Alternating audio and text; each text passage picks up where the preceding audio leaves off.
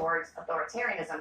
There was this op-ed from 3 professors in the New York Times that argued that authoritarianism is actually getting harder to recognize because leaders are doing it within the democratic institutions. And rather than violently suppressing the opposition, today's autocrats are converting public institutions into political weapons, using law enforcement, tax, regulatory agencies, all of this to punish opponents and bully the media and civil society onto the sidelines.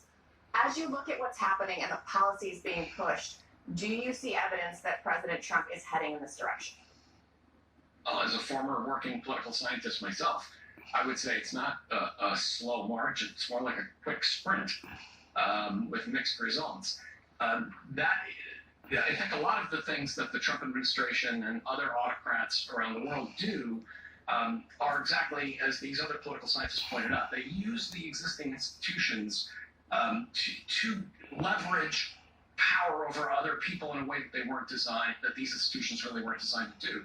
And I think it's important for people to understand that democracy and the American Constitution and democratic processes tend to rely on informal norms and agreements rather than black letter law. The reason that we do most things is not because we are legally obligated to do them by the Constitution, but rather because in a democracy, we prize those things in the Constitution and we do them anyway. We don't suspend habeas corpus not because we're not supposed to or because the law would prohibit it, but because in democracy you don't suspend habeas corpus unless you're in times of war, civil insurrection.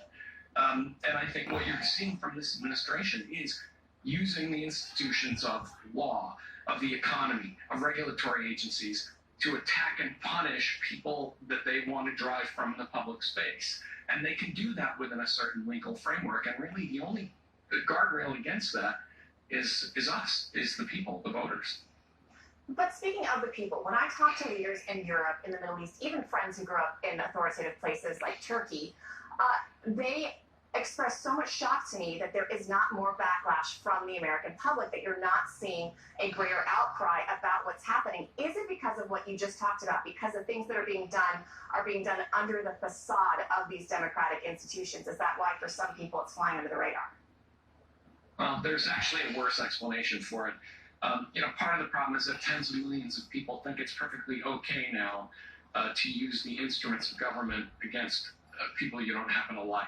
And that's a big part of the problem, is that some of what Trump is doing is just popular with a certain amount of people who don't think that these things could ever be turned around and happen to them. Racist people. If those instruments of government were used against them. But there's a bigger problem. Just like him. We live with a very racist living, people. Our day-to-day life. Child molesters. Felons, everybody that follows him is following him because they got the same record, same charges as he do. He's a molester, a pedophile. Until the day it happens, and then I think people find themselves surprised. All right, Tom Nichols, thank you so much for all that.